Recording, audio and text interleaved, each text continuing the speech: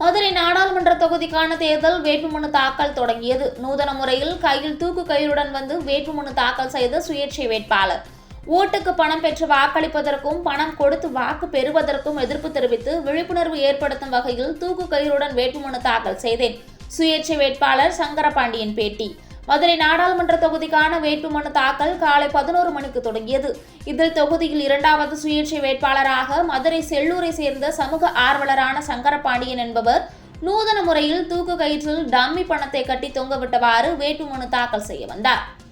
ஓட்டுக்கு பணம் பெற்று வாக்களிப்பதற்கும் பணம் கொடுத்து வாக்கு பெறுவதற்கும் எதிர்ப்பு தெரிவித்தும் வாக்காளர்கள் பணம் பெற்று வாக்களிப்பது என்பது தூக்குமாட்டிக் கொள்வது போன்றது என்ற விழிப்புணர்வை ஏற்படுத்தும் வகையில் கையில் விழிப்புணர்வு வாசக பதாகையோடு வந்த சமூக ஆர்வலர் சங்கரபாண்டி கையில் தூக்கு கயிறை சுமந்தபடி வந்தார். அப்போது 100 மீட்டர் தூரத்திற்கு முன்பாகவே காவல்துறையினர் அவரிடமிருந்த கயிறு மற்றும் பதாகைகளை பறிமுதல் செய்த பின்னர் முழுவதுமாக சோதனை செய்த பின்னர் வேட்புமனு தாக்கல் செய்ய அனுமதித்ததை அடுத்து மாவட்ட தேர்தல் அலுவலர் சங்கீதாவிடம் சுயேட்சை வேட்பாளர் சங்கரபாண்டியன் வேட்புமனு தாக்கல் செய்தார். மதுரை செல்லூர் பூந்தமல்லி நகர் பகுதியை சேர்ந்த சுயேட்சை வேட்பாளர் சங்கரபாண்டியன் டைல்ஸ் ஒட்டும் தொழிலில் ஈடுபட்டு வருவதோடு நீர்வள ஆதாரங்கள் பாதுகாப்பு மற்றும் மக்கள் பொதுநல அறக்கட்டளையின் நிறுவன தலைவராக இருந்து வருகிறார். இதனை அடுத்து செய்தியாளர்களை சந்தித்து சுயேட்சை வேட்பாளர் சங்கரபாண்டியன் பேசியபோது ஓட்டுக்கு பணம் பெற்று வாக்களிப்பதற்கும் பணம் கொடுத்து வாக்கு பெறுவதற்கும் எதிர்ப்பு தெரிவித்து விழிப்புணர்வு ஏற்படுத்தும் வகையிலும் ஊழல்வாதிகளுக்கு வாக்களிக்க கூடாது என்பதை வலியுறுத்தியும் தூக்கு கயிறுடன் வேட்புமனு தாக்கல் செய்தேன். தேர்தல் என்பது அதிகாரம் உள்ளவர்களுக்கானது மட்டுமல்ல, அனைவருக்குமானது என்பதை எடுத்துரைக்கும் வகையில் வேட்புமனு தாக்கல் செய்துள்ளேன்.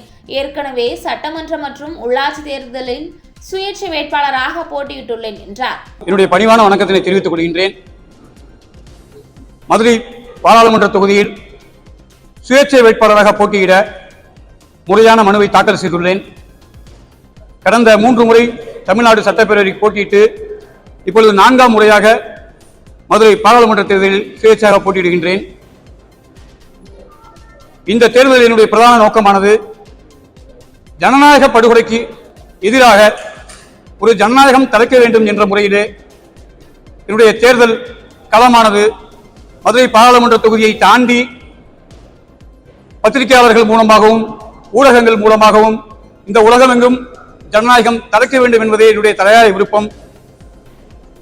ஆக அந்த வகையிலே ஓரிரு வார்த்தைகளை நான் சொல்லிக்கொள்ள கடமைப்பட்டிருக்கின்றேன்.